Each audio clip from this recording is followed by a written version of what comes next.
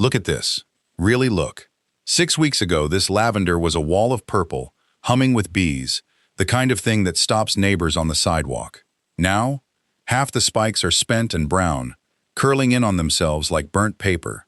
The foliage underneath, that silvery gray you fell in love with in May, has gone dull, almost khaki. And if you get down low, right at the base, you'll see something most people scroll right past, a faint flush of new growth. Tiny, silver-green shoots, barely there, pushing out from the woody crown. That's not decoration. That's the plant, placing a bet on whether it survives winter. August lavender isn't resting. It's recovering from a war. The spring bloom cost it almost everything. Sugar reserves, root energy, structural strength, and now, in this heat, in this thick, sticky humidity that lavender was never built for, it's trying to rebuild just enough tissue to harden off before the cold comes back. And whether that rebuild succeeds or fails gets decided right now. Not in October, not sometime before frost, in the next 1 to 2 weeks. Here's where it goes wrong. And it goes wrong in two completely opposite directions. Gardener 1 sees the plant looking tired and assumes it's thirsty. Out comes the hose, every evening, sometimes twice a day, because it's so hot. By September, the crown is soft, blackened, sitting in perpetually damp soil that never gets a chance to breathe. Root rot doesn't announce itself. It just quietly ends the plant. Gardener 2 goes the other way. They know lavender hates wet feet, so they lean all the way into neglect. No water at all through the hottest, driest stretch of the year, congratulating themselves on being tough love gardeners. The new growth that should be thickening and hardening instead shrivels before it can mature. That plant walks into October with nothing structurally sound enough to survive a hard frost. Also dead, just slower. Same month, same plant. Two opposite mistakes, same ending. And the frustrating part is, the fix isn't really about how much water you give at all. There's a rule experienced growers use this time of year. 4 words, and almost nobody follows it. Water the roots, not the crown. I'll explain exactly what that means and exactly how to do it in a moment. But first, you need to understand what's actually happening inside this plant right now. Because what looks like your lavender dying back is not what you think it is. Here's what's actually happening. Beneath the soil right now, your lavender's root system is running hard. Not resting, running. Late summer is when lavender roots push deeper and wider, pulling up minerals, pulling up phosphorus especially, trying to stockpile everything the plant needs to build cold, hardy tissue before temperatures drop. The crown, meanwhile, that woody hub where stem meets soil, is generating a new flush of soft growth, which you've probably noticed. Those small, pale shoots, very young, very tender. That new tissue is not ready. It hasn't hardened. It has no waxy cuticle layer yet, no structural lignin. It's essentially raw plant material sitting at the base of a shrub in August heat, and it is extraordinarily easy to damage. Not from drought, from moisture landing directly on it. This is the part almost nobody knows. Lavender in August isn't struggling because the soil is too dry.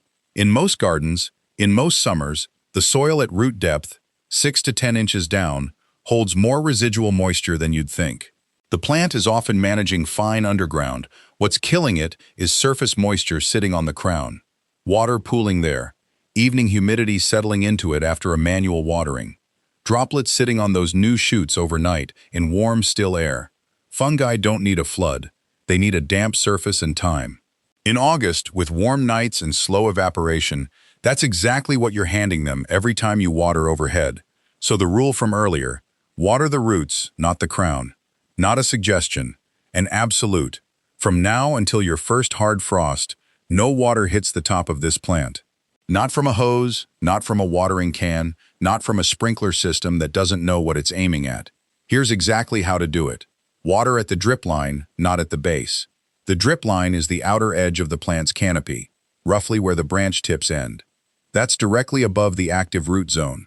Push your hose nozzle or watering can spout to that perimeter, and water low and slow, at soil level, never above the crown. Depth. You want to wet the soil to a minimum of 6 inches. Push a finger or a thin stake into the ground afterward. Dry within the top inch or two is fine. Beyond that, you want moisture. Frequency. Once every 10 to 14 days. assuming no rainfall. Not more, not on a daily schedule, because it looks droopy in the afternoon. Lavender wilts in midday heat. That's normal. It recovers by evening. Don't water in response to midday wilt. You'll destroy the drainage balance the roots actually need. Timing. Morning only. Before 9 a.m. if you can manage it. Every drop needs to be gone from the soil surface by nightfall. That's it. That's the whole mechanic. Now let's talk about something that happens to almost every lavender garden in August, and almost every gardener handles it wrong. That second flush of blooms. You've probably seen it, smaller than the main spring show, a little looser, a little less vibrant, but real. Flower spikes pushing out again from those same new shoots we talked about earlier. It appears on most English and lavendine varieties somewhere between late July and mid-August. And when it shows up, gardeners instinctively do one of two things. They either deadhead everything immediately, convinced they're helping the plant conserve energy, or they start feeding. The feeding is the problem. And here's what almost nobody tells you about August lavender nutrition. That second bloom isn't a sign of strength. It's a stress signal. When lavender pushes a second flush in late summer, it's making a reproductive gamble, the plant equivalent of a last attempt to set seed before conditions turn hostile. It's not recovering. It's spending reserves it doesn't actually have. And if you respond to it by applying fertilizer, especially anything carrying significant nitrogen, you are throwing fuel onto a fire that is already burning at the wrong time. Nitrogen tells a plant to grow. New leaves, new shoots, new soft tissue. In March, that's exactly what you want. In August, when that tissue has 8 to 10 weeks at most to harden before the first frost, forcing new vegetative growth is effectively sentencing it to cold damage. The plant cannot mature that tissue fast enough. Come November, you'll have soft, undeveloped stems going into the cold instead of hardened, resilient wood. Myth bust, stated plainly. Do not feed lavender in August. Not with a balanced fertilizer. Not with a bloom booster. Not with liquid tomato feed. Even though well-meaning gardeners swear by it for anything in flower. Wrong month, wrong signal, wrong outcome. If you fed earlier in the season, fine. But August 1st is your cutoff. After that date, nothing goes into the soil designed to stimulate growth. Here's the only exception, with exact parameters. If your plant is producing that second flush, and you want to give the root system a single targeted assist, a very light application of a zero nitrogen, phosphorus-focused soil drench is acceptable. No more than half the manufacturer's stated dose, applied once, directly at the drip line, before August 15th. That's the window. Not August 20th, not sometime this month, the 15th, because anything applied after that point is still active in the root zone when the plant needs to be winding down, not accelerating. After August 15th, water only. That's the rule. And that brings us to the part most gardeners never even consider, because it's underground, invisible, and by the time the damage shows up, it's February, and it's too late to do anything about it. Let's talk about what's happening at soil level right now, because this is where August kills lavender slowly and silently. Most gardeners think about fungal disease in spring, when everything is wet and cool and the ground smells like rain. But the honest answer is that late summer, warm nights, intermittent heavy rain, dense canopy growth holding moisture close to the crown is actually the more dangerous window. Not for the dramatic, fast-moving diseases, for the quiet ones. The ones that spend 6 weeks establishing in the root zone and the crown base and don't show visible symptoms until October, by which point you're looking at a plant you think made it through summer fine, going into a decline you cannot reverse. The specific risk right now is Phytophthora, a water mold, not a true fungus, though it behaves like one, and Botrytis, which moves into stressed plant tissue in humid conditions. Neither of these announces itself with obvious leaf spots or dramatic wilting. They work inward. The outer plant can look acceptable while the crown is already compromised. Here's your diagnostic. Go outside now. Get down to plant level, not standing over it, actually crouching, eye level with the base. Look directly at the point where the woody stems emerge from the soil. What color is the wood there? Healthy lavender crown tissue at the base is gray, or silver brown. Firm, dry to the touch if there's been no recent rain. If you're seeing any sections that are darker, brownish black, almost waterlogged looking, slightly soft when you press the side of your fingernail against it, That's your warning. If the bark there is beginning to peel or separating from the wood underneath, that plant is already in trouble, and you need to act before this section is finished. Also look at the soil surface immediately around the base. If it's holding a dark crust, staying visibly damp hours after your last rain, not cracking or drying out the way the surrounding bed does, your drainage is failing, and the root zone is staying saturated long past the point that's safe for this plant. And here's why all of this matters beyond this season. A healthy, well-managed lavender plant doesn't live for 3 years. It lives for 15, in the right conditions longer. The plant in your garden right now, if it came through spring well, if it bloomed hard, if it's pushing that second flush, it has more than a decade of fragrance, of harvest, of flowers for drying, of that silver architecture in your border in January, when everything else has died back. All of that is decided in the next few weeks. What you do in August doesn't just determine whether the plant survives winter. It determines how many winters it has left. Before we get into the final section, I want to take a moment, because what I just described is exactly the feeling that sent me looking for a better system, that specific dread.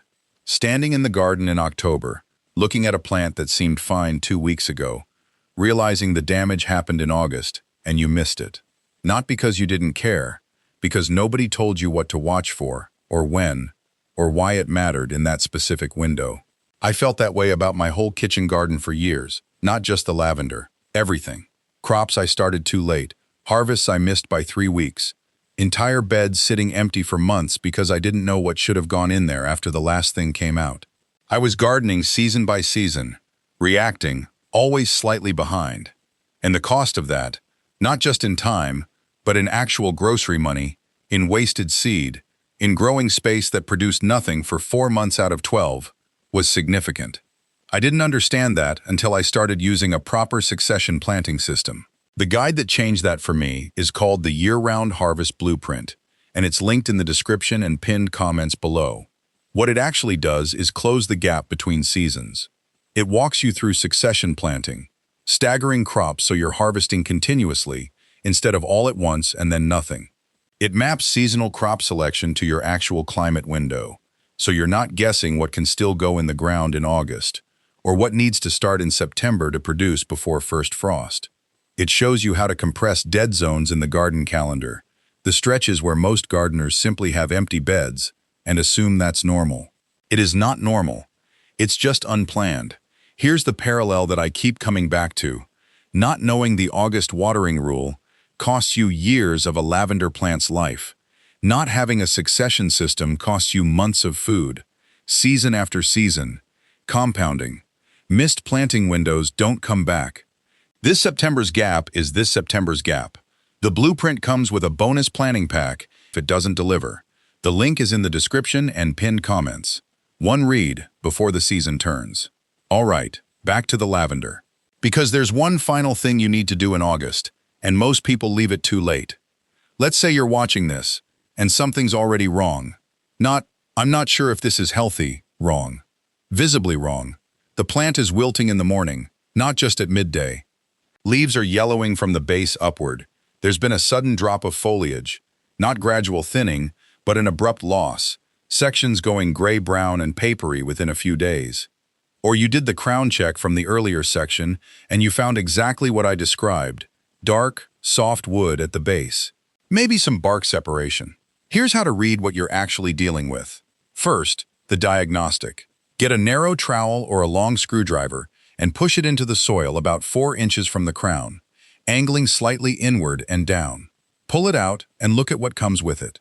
If the soil is dark, saturated, and smells faintly sour or musty, like wet paper or old compost, your root zone has been waterlogged, and root damage is already underway. If the soil seems appropriate but the plant is still wilting, gently expose the crown base and look at the bottom of the woody stems. Healthy root tissue is pale, firm, and white to cream. Damaged root tissue is brown, soft, and will sometimes come away from the stem when you press it lightly. Now for the honest range of outcomes, and I'd rather disappoint you than sell you false hope here. If the crown wood is still firm, if it's dark on the surface but solid when you press it, you have a chance. Remove any mulch or material sitting directly against the crown immediately. Improve drainage around the base. If your bed doesn't drain freely, dig down 6 inches a foot away from the plant and check. Are you hitting clay, compacted soil, a hard pan? If yes, that's your problem, and it won't resolve without amending the bed. Move the plant if you have to. A transplanted lavender fighting to survive in improved drainage has better odds than a stationary one sitting in slow drainage that's already compromised it. If the crown wood is soft, if you're pressing it and there's no resistance, the honest answer is that the rot has reached the structural tissue. Some plants pull back from this, most don't. And here's the thing, viewers instinctively do that makes this significantly worse. They water more. The plant looks stressed, it looks wilted, and the instinct is to give it more moisture. This is the exact wrong response to root rot. The root system is already compromised. It cannot take up water efficiently, which is why the plant looks drought-stressed despite wet soil. Adding more water doesn't hydrate the plant. It deepens the anaerobic conditions that are killing the roots. Pull back completely. Let the soil dry. That's the only environment in which lavender roots can begin to recover. It won't always work, but watering more will never work. Let's bring this all the way back. One rule. 4 words. The single thing that separates lavender that makes it to March from lavender that quietly dies in the cold while you're wondering what you did wrong. Water the roots, not the crown. That's it. Everything else in this video is in service of that one principle. Here's the whole thing, compressed. Call this your August mental checklist. 1. Water at the drip line only. Never at the base, never overhead. You're wetting the soil to 6 inches minimum, once every 10 to 14 days, before 9 a.m. 2. Nothing that feeds growth goes into the soil after August the 1st. If you apply anything at all, it's a 0 nitrogen phosphorus drench, half dose, once, and it's done before August the 15th. After that date, water only. 3.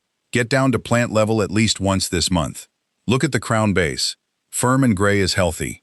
Dark, soft, or peeling is trouble. Check the soil for drainage failure at the same time. 4 inches down, no sour smell, no saturation. 4. If something's already wrong and the plant is wilting despite moisture in the soil, do not water more. Pull back. Let it dry. It won't always save the plant, but it's the only direction that gives it a chance. That's the whole system. Now go back outside, find your lavender.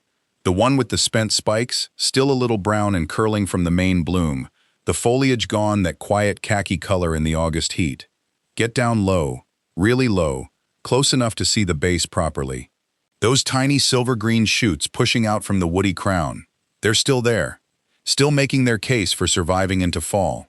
Whether that bid succeeds, you now know, is mostly down to what you do with water and feeding in the next 2 weeks. You know the rule. You know the window. That puts you ahead of most of the people growing this plant. If you know someone whose lavender made it through spring, but always seems to struggle by October, send them this video. That's exactly who it's for. And if honest, specific gardening advice, no filler, no vague encouragement, is what you're looking for here, subscribing is how you get more of it. See you in the next one.